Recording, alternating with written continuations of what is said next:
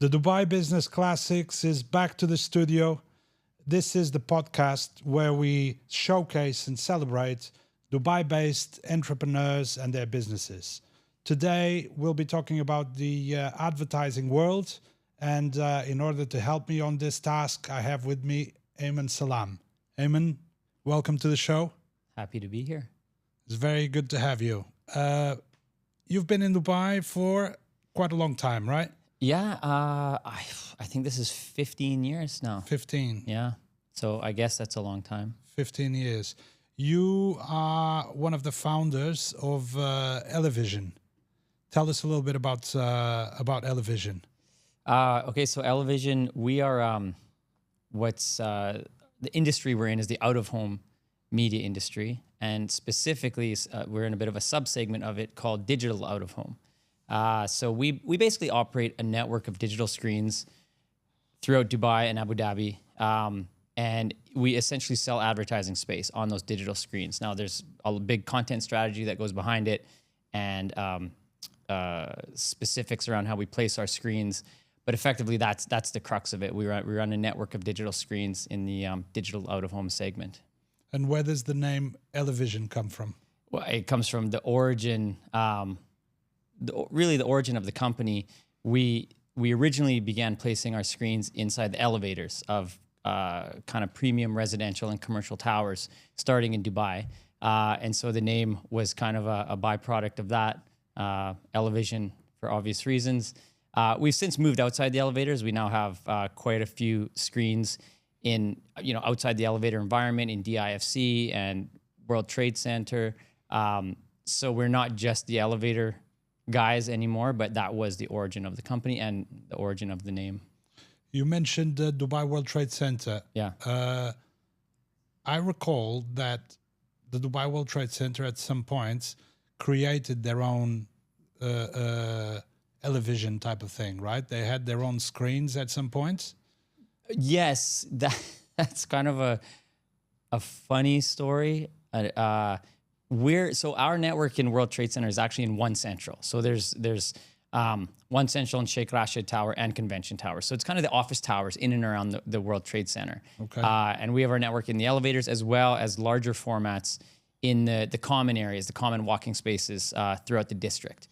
The screens you're referring to is the World Trade Center admin at one point got their hands on one of our suppliers and was able to buy a couple of the similar screens that we kind of custom make for our elevator placements.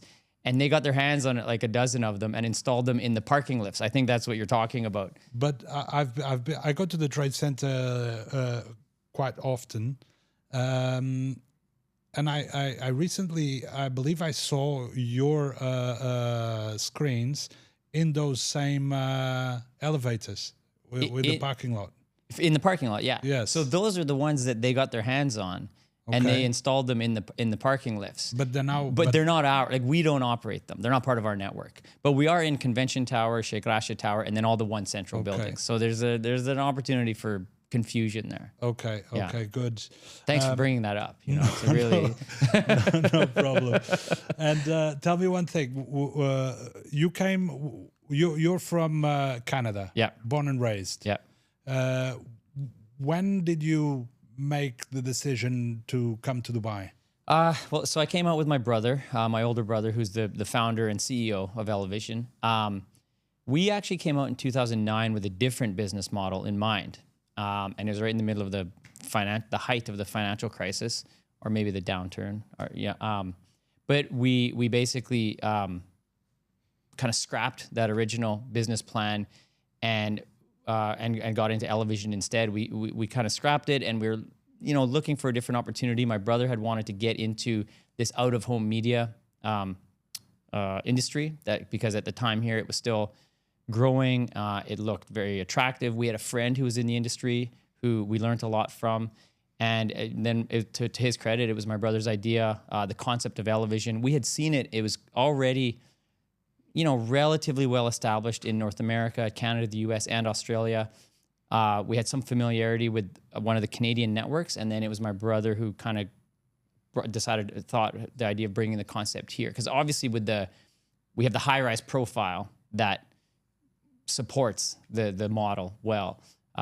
So that was kind of 2009, and we started working on it in 2010, and we launched in 2011. So if I've known you for quite a long time, so I know a little bit of your background at a personal level.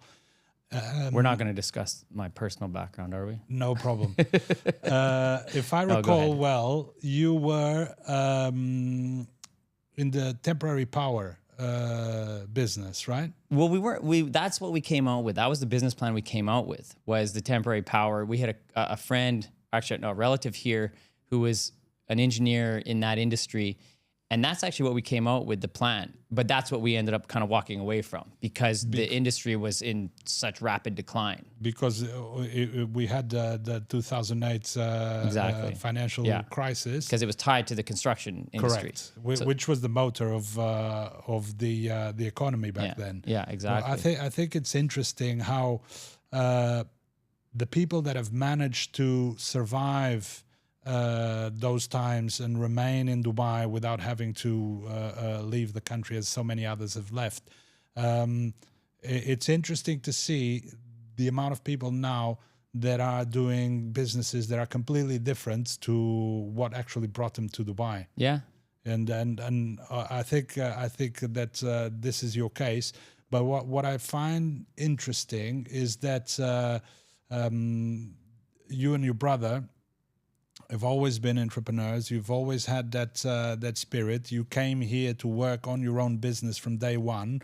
When a lot of us, we actually come here because we got a job working for any company, and then we end up coming to Dubai, and then people start finding opportunities and they start their own businesses. But you guys, you came already with the idea of starting your own business. Were you already working for yourselves back home in Canada? We were, yeah. We kind of were involved in a couple different ventures that we kind of wrapped up and tied up, and we're looking at that point. It was in 2008, 2009 for new opportunities, and it was actually again a friend or colleague of my brother's, and who's quite a bit older than us, and he was an entrepreneur. He had done business out here.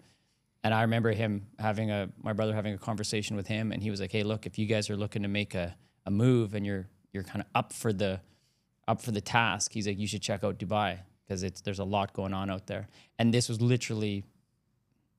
it's probably before the penny really dropped on the financial crisis, and so that's what kind of sparked our interest to come out here. So you guys have always been very agile when it comes to following an opportunity.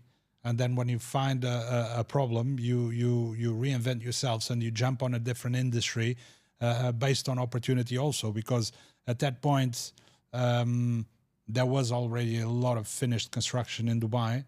There was a lot of people that were living here. There was a lot of buildings. And you probably thought, well, this is lacking here. Is that how it happened? Yes, to a certain degree, because we saw the out-of-home market. And when I say out of home, a lot of viewers, listeners wouldn't know specifically what I'm talking about, but it's essentially the media channel that is, as it sounds, out of your home. Generally, you would break down the media segments into TV, radio, print, now digital online, which connected TV and those things fall into, podcasts would fall into, and out of home. So it's kind of one of 5 main segments. And most people identify out of home with roadside billboards. They're kind of the outdoors. The outdoor, but that's what people identify with out of home. It's like the classic roadside billboard. But it also, out of home technically includes metros, malls, street furniture, meaning like bus shelters, all of these kind of outdoor placements that you come across. Retail media, excuse me, falls into that as well. And that's the industry that we fall into. Even though we're inside the elevators of apartment or residential and commercial buildings, we're considered out of home. And then our subsegment is called digital out of home, because we are a digital native kind of company. So we saw the out of home industry here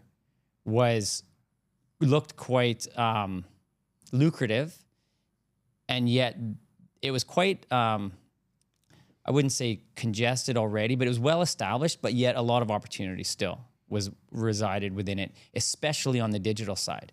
So when we started Elevision, there's a lot of outdoor roadside billboards, a lot of print stuff, the malls and the metros and whatnot, but nobody really had converted into digital screens.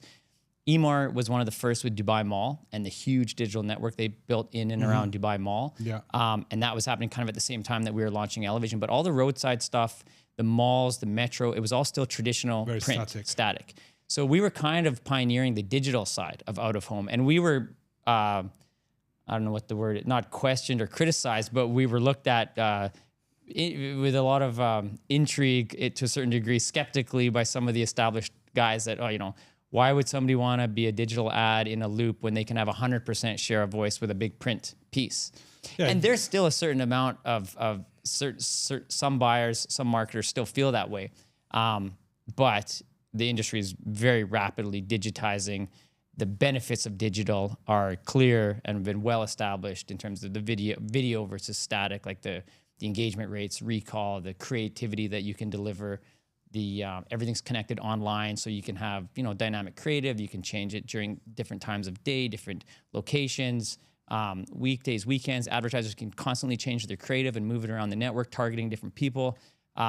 So the benefits of digital are now clear, and the industry is quickly moving to a pure digital play. And how many screens do you guys manage today? We now have, just if you include, because we recently just launched in London last year. So if you include our London network, we're just over 2,000. Okay, so you're not just Dubai based now? No, yeah, we recently, just last year, we've been in Abu Dhabi for, 6 or 7 years. So we've been Dubai, Abu Dhabi for, most of our time here. And then, last year we made the move into London. We started working on it in 2022, or 23, sorry. But we had our first installations last year, and now we have about 160 screens in London. We should have about 300, 350 by the end of this year. So right now our whole network, UAE is about 1,900 screens, almost about 1,940, and then London's about 150. So we're... Why did you choose London? A few different reasons. One, digital out of home, like our segment is well established, and there's good media budgets being allocated towards it. Because here we had to kind of pioneer the segment in a lot of ways. You had to educate the market. We had to create the market. There, it's already well established, as it is in most jurisdictions now. But ultimately, we saw an opportunity for our London network. Right now, we're focused strictly on residential media, whereas here we do commercial and residential. London, we're focused strictly on residential because there's nobody really doing it there yet. There's one or two small operators, but not in the elevators and not at scale, I guess you would say. So we saw an opportunity in the residential market. We have good contacts in London. It's obviously an English language district, so easier than some other regions might be. And there's a really kind of robust and attractive audience segment in the residential districts in and around London. And we saw an opportunity to go there and bring the product. And it's so far it's growing. The network is growing quickly. We haven't actually monetized it yet. We haven't really taken it to market from a media perspective. We're still focused on growing the screen network. And you've had to open a London-based office? Well, we kind of use a remote office. We use WeWork. We have a team there now of 5. So they all work from home, work remotely, work at the WeWork office. There's a lot of site work, right? The IT guys are on site almost every day.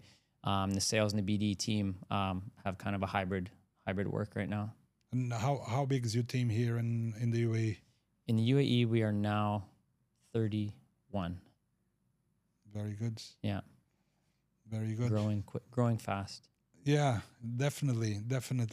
So what have been, you would say, your major problems, like the difficulties that you faced in doing business in a place like Dubai with a brand new kind of like concept that people were not accustomed to?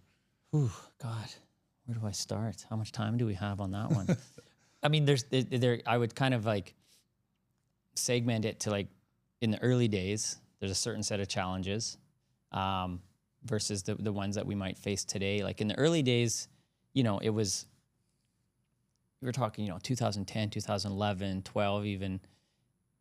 It's the same. It's the things that you would hear from a lot of like some of the, you know, the visa, the trade license, all of these, the administrative side of things.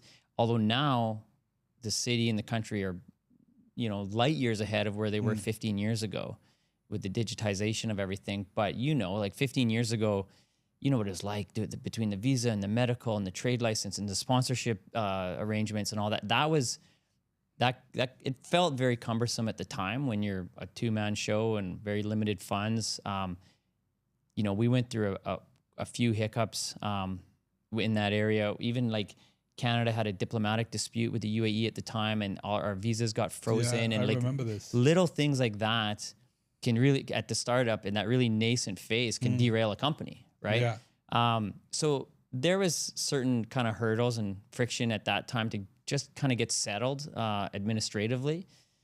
And then we were lucky. We did, from an investment perspective or access to capital, we did a kind of an angel round in 2012, and we brought in some investment. And some of those guys are still with us, kind of in our shareholding. And we were lucky. We got a great group of guys in, and we were lucky in that perspective. But obviously, that's a huge challenge for a lot of businesses starting up, is just access to capital. Nowadays, you know, the challenges are the same as a lot. You know, just kind of setting your targets, hitting targets and budgets. We have very aggressive growth plans, and so that leads to very aggressive budgets. There's two sides to our business. There's the network side, growing the screens, and then this media sales side. And we have very aggressive targets on both sides. So there's always challenges from that perspective. Now a lot of it is, you know, there's just a lot of HR and admin. We're at the stage now, I'm personally really focused on like the scalability of the business. We're growing into London. Obviously that requires the kind of more systemization of your processes. You've worked in some large scale organizations. You know how important systems, processes, kind of the industrialization of the business. And that's a big focus now, just optimizing everything we do, obviously adding automation in wherever we can. You know, I want to 4X the network in the next 6 or 7 years, and I do not want to 4X my headcount. So that's some of the big challenges now, is just being able to scale in an efficient way, because we still see a lot of opportunity out there, but we have to be able to capture it in a profitable way. And probably you need to standardize it to a degree that you can replicate it. Now you're showcasing like starting up in London, but then hopefully you want to be able to copy paste that model in other places. So a lot of it is just now we do a lot of process mapping, process optimization, and then kind of finding a way to collate all those processes and share them and replicate them. But I love that stuff. I enjoy it. So it's something I legitimately enjoy doing, and is now becoming more and more important for the business. And is this a business that aims to be on high-rise cities for the visibility of the of each screen? Because I imagine that cities that don't have so much high-rise, then you need way more resources to capture the same amount of audience. No, like we're still big believers in the elevator model. Like I said, we have moved outside the elevators, and we have large formats in the the common spaces in some of these business districts and the walking areas, and even we have some roadside assets as well. We have a lot more lobby screens going in, but we're still firm believers in the elevator model because of the dwell time that you get in the elevators. That's kind of our USP. You get somebody in the elevator, you got them for 30, 40, 60 seconds. So we find it's an incredibly effective medium from that perspective. So yes, we do look at the high-rise profile as more attractive for us for Elevision, but what you do also get in kind of the lower, the mid-rise buildings is you have slower speed elevators. Here, everything's a high-speed elevator, so they travel like 4 meters per second. But as soon as you go below 12 stories, that speed is cut down by like 75%, and they start moving at about one meter per second. So But there's less people in those buildings. there's also. less people, but there is less people. You still get almost equivalent dwell times, but you do have less people. So then the CapEx model changed a little bit, but the screen, the eyeballs per screen kind of ratios start to change. But you can still deliver a lot of dwell time, which means you can deliver a lot of impressions. So the model can still work. So we do look at that, but we've evolved the product, the tech, our cost structure to accommodate properties and locations that aren't necessarily 30, 40, 50 stories in height.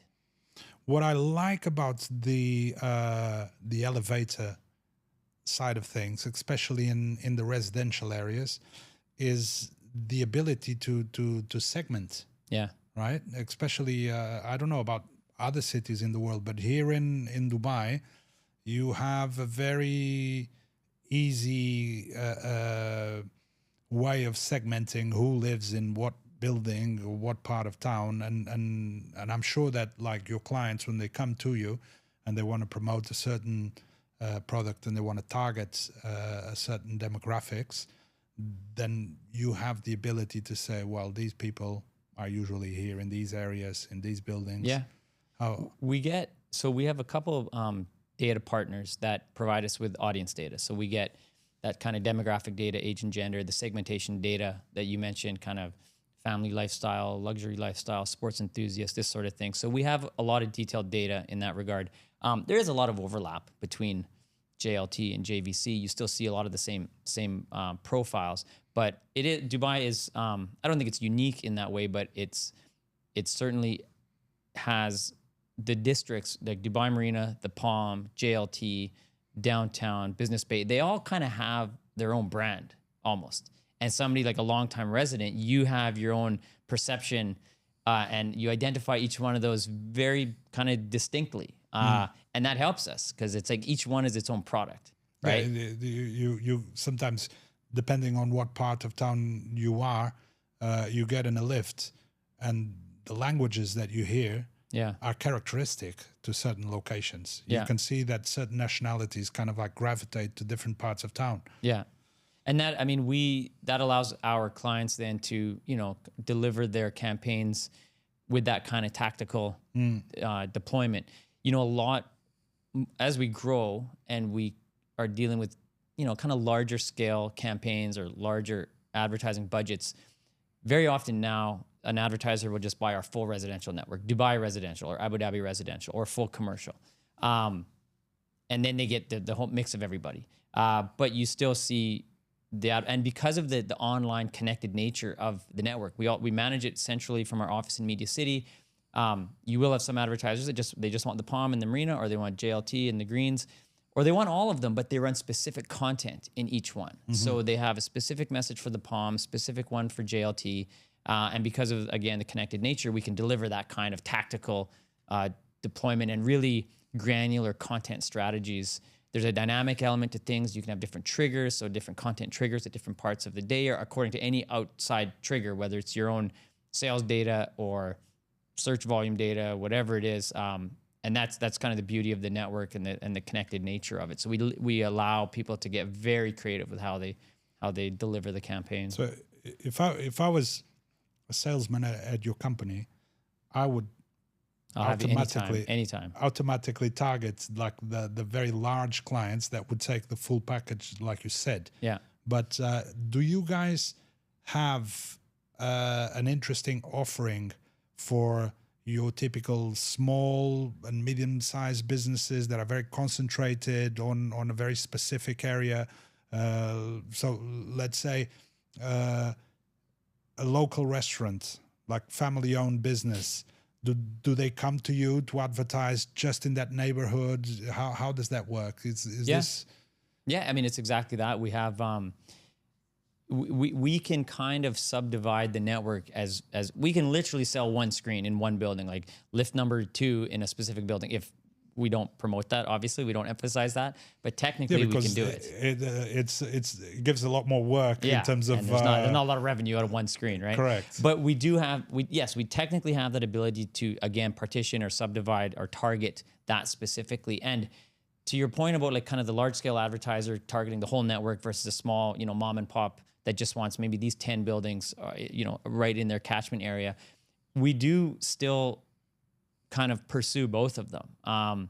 Because certainly in the early days, it was those small clients that were the foundation of our success.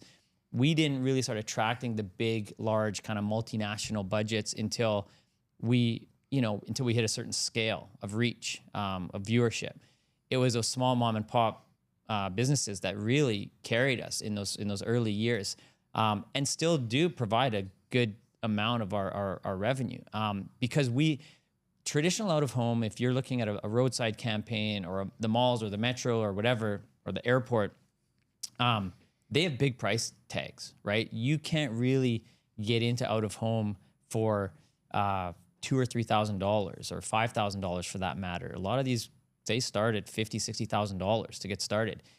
We can offer plenty of campaigns at $50,000, $60,000, but I can offer you a lot of options at $2,000 or $5,000 as well. And that's what differentiates us from a lot of our competitors, a lot of the other operators in our industry. And so we don't want to walk away from that. We don't want to shy away from that. I mean, we're always chasing the big whales, I guess you could say, but those small businesses are still a core of what we do. You need to try and diversify also your income. Exactly. Otherwise, I'll be honest with you too. It was our ability to offer these smaller scale, budget-friendly campaigns. Our ability to do that almost kind of saved us through COVID.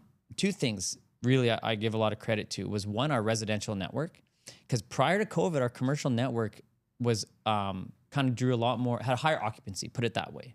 Higher occupancy rates in our commercial network versus residential. During COVID, our residential network saved the business because everyone was clearly at home. They were still using the lifts to a certain degree. They weren't necessarily going to the office, but they're still using the lifts because we can see the traffic moving through the lift still.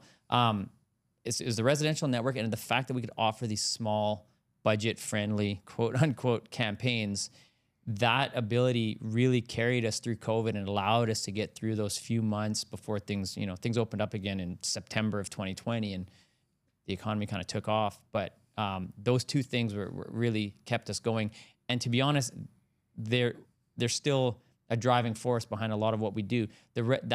The data and the performance we had from our residential network and the emphasis now that we put on it is one of the reasons we looked at London and we're so bullish on London, knowing that the residential market had opportunity there for just a screen network. And it was because of the high rates of work from home and now just the interest in residential media skyrocketed post-COVID. And do you guys ever discuss going into online platforms? Well, we do sell our inventory now is available what's called programmatically. And anybody who's in the digital realm will be familiar with that, but it's effectively programmatic ad buying. It's born out of digital media. And it's just kind of, if you've, to be honest with you, if you've ever bought and delivered campaigns on Facebook Business or Google Ads or whatever, that is programmatic. It's automation. It means like kind of real-time audience targeting, a biddable environment where you set your floor price and your bids and all that, and you're competing for different audiences. So programmatic buying, it came to out of home about 5 or 6 years ago. Kind of 2019 is where it's when we started with it. So all of our inventory is accessible programmatically, meaning all of our inventory is on these like online exchanges alongside like true digital inventory, mobile, desktop, CTV, podcasts are being sold programmatically now as well. So all of the Elevision inventory is available in these programmatic exchanges.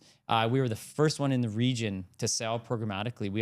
Our first campaign was April of 2020 with Microsoft, right as everything was shutting down. We delivered a Microsoft campaign programmatically in DIFC. We're the first ones in the region. Now we're connected on multiple, what's called SSPs. They're supply side platforms. That's what connects us to those online exchanges. So we sell digitally. We do have kind of a digital workflow where you can access the Elevision inventory. But to your question, if you meant true online, we've never really quite gone down that road yet. But our inventory technically now is online. Mm-hmm. Because the reason behind that question is, I think that once you've established yourself and you've got like a strong portfolio of clients to whom you sell advertising, then you can easily start integrating other formats. Yeah. Because I think that the hard part is to get the credibility and to get the trust of the clients that have the big budgets. Yeah. And then once you have that, then you can keep coming with offerings to them that might increase your business, right? We've looked at not exactly what you're describing, but we've looked at opportunities to kind of almost like to act as in this agency capacity, both for other out-of-home media suppliers as well as just other types of channels, and creatively as well, because we have a big creative team. We do a lot of creative work in-house, and then we've looked at kind of offering creative services standalone.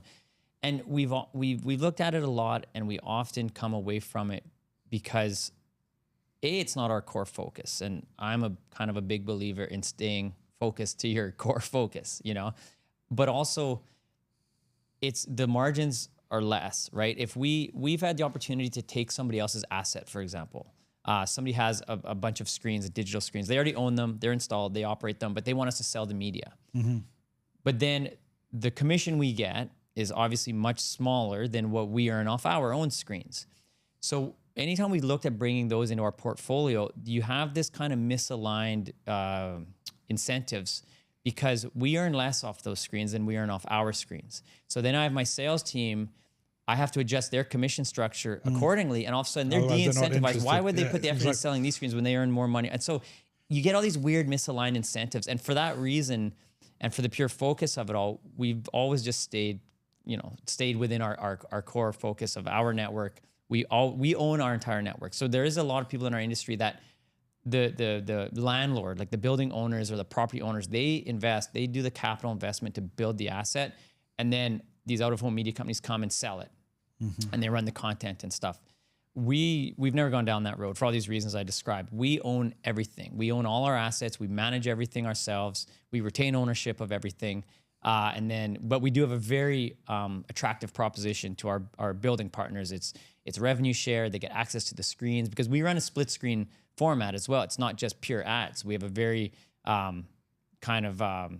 specific content strategy where we run editorial content, news content, fun facts, trivia, weather, prayer times, all this stuff, sports scores. We do all these live HTML feeds for the World Cup, the Olympics, whatever's going on. So we have a very well-established kind of content strategy, and we give our building partners access to the screens to upload their messages as well as a revenue share from the media sales. So it's a very structured and attractive proposition. And that's one of the things that makes us different from some of the other out-of-home media suppliers in the region. And your content, is it video and sound or just video? Yeah, just video. We've never done audio. We looked at it in the early days, and our experience with it, because we've physically experienced it ourselves firsthand, and then looked at it as well. And we found audio in the elevator environment becomes too intrusive. And then people begin to, for lack of a better word, resent the media, because that audio, that jingle, repetitive jingle, it's not well received by the viewers. And so we've never gone down that road. So it's a video only. Because we always looked at our audience, like, again, because of our split screen technology, because of the editorial content we run, we put the audience experience, it's part of our mission statement. It's embedded into our mission statement to enhance the experience of our audiences, because we want to keep them engaged with the screens. The moment they disengage, if you just run full screen advertisement and your audience starts to disengage, then the advertisers suffer, our audience suffers, our building partners suffer. So the audience engagement has always been at the forefront of what we do, and that led us away from audio. Yeah, that's interesting. And do you ever put content with subtitles? Like, if you, instead of having the audio, people could still kind of like... Well, I mean, the advertising content has text always, right? So you'll have all sorts of video with text overlays. So no, I mean, it's pure like subtitles. It's never really come across. The advertisers just put text up in animated, creative ways. So it kind of covers that. And in terms of new technologies, have you identified any new threat that was not there before? Like, for instance, the mobile phones. People go into the elevator so consumed by their own phone that they don't pay attention to their surroundings. Yeah, I mean, look, the mobile phones have always been there. The difference is the reception in the elevators has gotten better over the years. So yeah, it is. I wouldn't consider it a threat. It's just part of the environment. But we still found, a lot of people are on their phones, but a lot of people are not, because especially in a crowded elevator, people are sensitive to their privacy issues, and you don't want everybody looking at what you're scrolling or reading.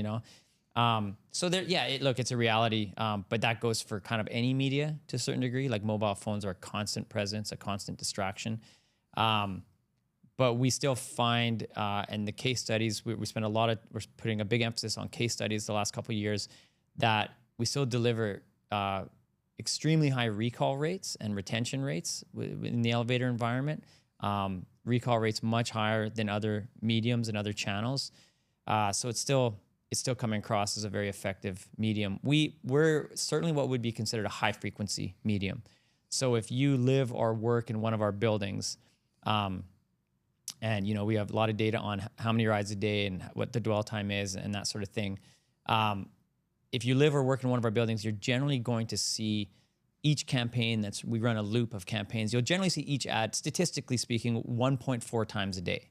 And then most people run 2 or 4 week campaigns. So they're going to get, if you live in one of our buildings, you're going to see that ad campaign for, Pedro's widgets, in a 30-day campaign, you're going to see it 40 or 45 times. So it's an extremely high frequency channel. And that's what kind of drives our recall rates. And that's effectively what drives the performance of the channel. So yeah, the mobile phones are there. They're a distraction, but that's life. That's amazing. And as you start venturing into new markets like London, and hopefully many others will follow, is it a concern that your business model relies on such a safe place like Dubai that might not be the same in other places, right? So like you go into any lift in Dubai and it's usually impeccable. Yeah. Like it's clean. There's no vandalism. There's no issues with theft. Other markets might not be so easy. Yeah, we've thought about it a lot, and it was a concern going to London even. But there's two, I think, just coming to mind, two kind of key mechanisms to kind of mitigate that. One is we generally go into kind of premium locations. So the building, the development, the audience that's in there is, kind of at that, higher end of white collar, professional, that sort of thing. And then B, it's our hardware. The way we mount our screens, it's tempered glass, stainless steel frame. The way we mount them into the elevator, they are bolted on or riveted on in place. So it would take a big effort to damage them or to steal them. But we've been really lucky so far in that regard. But if 1 or 2 gets damaged along the way, from a cost perspective, we can handle it. But if 20% of our screens start getting damaged, then we got something to think about. But we've been lucky so far, including in London, which you would consider a more, it's not Dubai, put it that way. Do you insure them?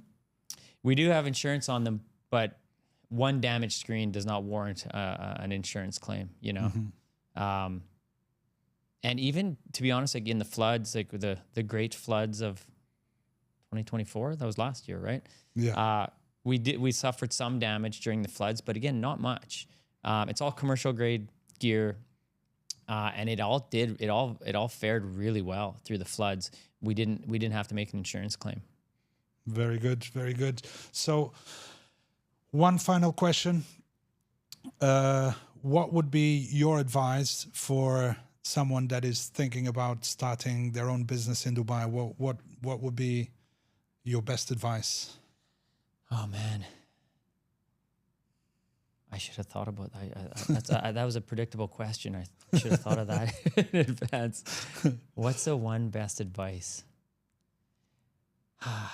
I mean, like, I'm an operations guy at heart. So I would advise on when, I guess the first thing is do very detailed modeling. And it can't just be like kind of sales modeling. It has to involve very detailed operational modeling, which is hard when it's just an idea. But I've been involved in other projects where you overlook a lot of operational elements to things, the resources required. And so, yeah, I mean, I would, again, I guess, because I'm an ops guy at heart, really dive into the idea is great, and you got to make sure the idea is sound and robust and can stand up to scrutiny. But then you have to look at how you're going to deliver that idea and really put a lot of time into investigating and analyzing and evaluating the inputs required to deliver that idea and make sure that it adds up, and try to find a way to talk to people. You might not ever know anybody that knows everything about your idea, but you might talk to some people from the sales and the product perspective and the marketing. Talk to somebody about who has some input on the operational side of things and the resources, the IT, the tech, the human resources required, and be very aggressive with your stress testing. I'm probably sounding a little bit too I don't know, onerous at this point, but I'm also kind of a skeptic at heart too. Like I be wary of anybody that kind of they have the one great solution. They have a silver bullet answer to your problem, or don't be overconfident that you think you have a silver bullet. Like I don't believe in some universal solution or a there's no quick fix. I don't believe in that. Like there's a big problem. There might be a solution, but the solution is going to have to be robust, probably complicated, and require a lot of work. And commercially viable. And then still somehow be commercially viable. So I would just say, like, really push the modeling, go deep into your modeling, talk to people at every level of the model, from sales down all through ops and to the bottom of your P&L, put it that way, and go deep into everything and make sure you've evaluated everything, because there's so many surprise costs and unknowns that are going to pop up. Try to get to that. I'll figure out all those. Is Dubai a place that you advise for people to start their businesses? Look, it's still a great business environment, that's why we're all here, right? It's a fantastic business environment. Obviously the economy is just rocking. There's certain elements that are still, debt and that is still, they've somewhat gone down this road of decriminalization of debt, but you got to be careful. You don't want to pile up too much vendor debt. The check thing now has kind of been diminished, and the dependency on writing checks is not how it was. I mean, 10, 15 years ago, everybody wanted a check, and there's a lot of risk to that. We all know. We all have friends. We all have horror stories of people getting in trouble with checks. That doesn't seem to be at play like it is, but you got to be careful with debt. But the environment is still an amazing environment to do business. The opportunities are huge. The market is growing. There's a lot of demand for everything, but it's also susceptible to, there's certain risks to all that. But I still think it's a far superior place to try to start a business than a lot of what we would consider Western jurisdictions right now. Very good. Yeah. Eamon, thank you so much for coming on the show. It's been a pleasure. Thank you. I hope you've enjoyed it. I did. It actually went really quick. Yeah, time flies when you're having fun, right? Yeah. I thought so that will be all for today. Continue with us for more episodes about Dubai and its entrepreneurs and the businesses that make this city a great place to live and to do business. Thank you very much.